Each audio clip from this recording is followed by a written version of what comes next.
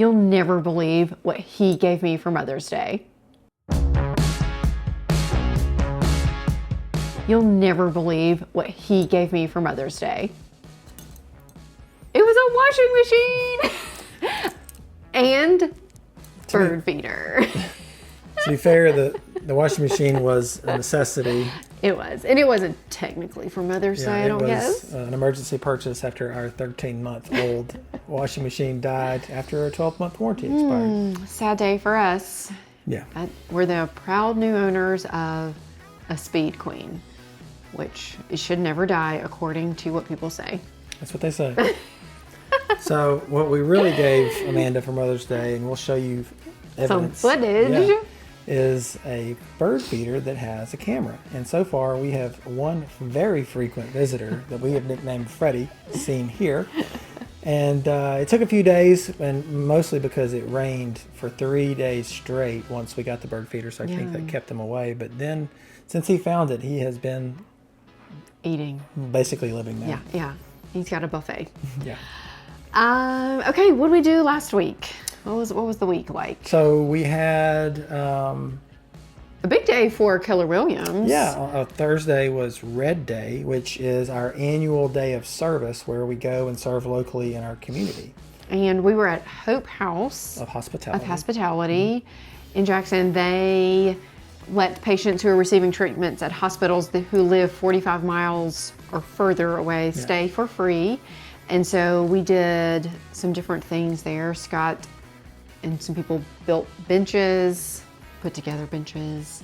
There was painting, there was assembly of some care packages for the guests that stay at the Hope House. So yeah, it's a really cool place. They've been in operation for over 40 years, and they subsist completely off of people's donations and generosity. And they allow outpatients who are receiving either cancer treatments or dialysis or other things that are outpatient, and they don't stay in the hospital but need somewhere to stay while they're receiving treatment, a place to stay for free. Yeah, it was a good day. We've done different things throughout the years at Keller Williams, and it's always a good day to serve. Yeah. We also got a listing under contract. Yay for our sellers. Yeah, our sellers who are ready to move out of state and needed this to happen for them, and so we got it under contract pretty quickly, and I think everybody is happy with the deal they got, buyer and seller. And so it's always good when you can make it work for everybody. Yeah. And then we went out of town. Our daughter had her last cheer competition in Destin. Yeah. So it was raining at home and it was raining at the beach. Non-stop. We had a few hours on Saturday where we got in the pool for a minute. And the kids and I went to the beach, and I forgot sunscreen and beach towels. So forgot where we were going. But it was good. And we also had Ambassador Banquet. That was last week too, for Henry, our son. They wrapped up last year's ambassador season, and then he found out on Friday they released the list for next year, so he is back in ambassadors. So that's great for us and him because he loves it. Yeah, and he loves it. So sad if he hadn't made it again. Of course, we felt pretty good that he was going to make it again when at the ambassadors banquet he was awarded one of the 2 rookies of the year. Yeah, that was a surprise, but so excited for him because he really, really loves it and puts a lot of effort into it. So good for him. So yay. We had still lots of end of school year activities happening. Lots and lots of awards days and plays and musicals and a declining motivation from our children to go to school. Yeah. That's going downhill fast. Okay, so question for you, Scott. Here we go. Okay, so last couple weeks we talked about something you would say to buyers, a piece of advice for buyers, something for sellers. Here's today's question. What would you what is the one, see if he can do it, one piece of advice you would give to someone wanting to get into real estate as an agent? I would say that it's not what you see on TV. Thankfully, it's not, but also in some ways it's a lot more difficult. So if you watch any of those shows on TV, you either see this very glamorous lifestyle full of drama. We have There is a little drama. yeah, but not between like not between agents typically. just the emotions that go into buying and selling a home, but not all the inter-agent squabbling that you see. But I would say that it's not glamorous.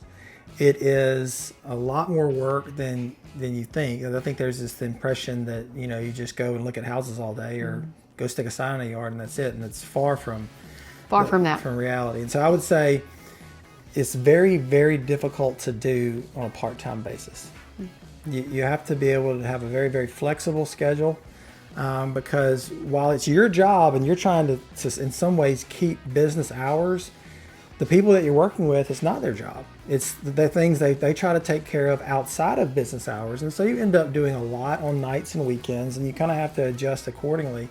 And your family has to, in some ways, be very understanding, but in some ways you have to set some pretty strong boundaries in order to protect your family time, which I have found very, very difficult over the last couple of years, just as busy as we've been trying to walk a fine line between serving our clients well, which is very, very important to me, but also more important to me is spending time with my family. So, to summarize, you would say it's not like TV. Not at all. Is that what you would say? Yeah. That's true. I don't wear as many high heels as they do on certain shows. I haven't seen you slap anybody yet. Who's slapping people? That's on these shows. People get slapped. What shows are you watching? I don't watch them, so No, maybe that's why. I do. I like them. It's very different from our day to day. What would you say is your number one? I guess. I don't know if I even gave advice. That wasn't advice. That was my piece of advice would be this. It would be expect to have to work hard if you want to be successful at real estate, because you have to make sure that you are top of mind for the people that you know, because most people know more than one real estate agent. And really when it's time for them to transact real estate, you need to be the person that's on top of their mind and giving them the impression that you're going to do the best job for them. And that's what we have to constantly do, in addition to the actual transacting of real estate. Yeah, that's true. I would say to someone who is thinking about getting into real estate to make sure you like to talk about foundations. If you're in central Mississippi. If you live in central Mississippi, holy smokes. I've said it to Scott so many times. I had no idea the number of conversations we would have about foundations. Like, it's a lot. Yeah. It's a whole lot. And foundations are not talking about like the foundations of the business. We're talking about the thing that your house sits on. The concrete slab that your house is sitting on and the movement surrounding it, how much it could move under it, around it, the cracks, all of that stuff. I just had no idea I would talk about foundation as much as we do. Yeah. So if you're not sure you want to get into real estate, but you want to be into something pretty lucrative and you have an engineering mind, structural engineering is a way to get your foot in the door here in the local real estate market. Yeah. We recommend some people about foundation to check foundations all the time. That's obviously not our expertise, even though we talk about it all the time. And it's so interesting to me, different people's comfort levels with foundation things. So like in our own house, it is not level. And so when I go in a house that's more level than this one, I'm like, oh, this is perfect. Somebody else, like, no. Especially people moving into Mississippi, those are the ones that it is scary because you're like, is my house going to fall down? Probably not. Will you walk at a slant sometimes? Maybe. Might you need to prop up one side of your bed? Maybe.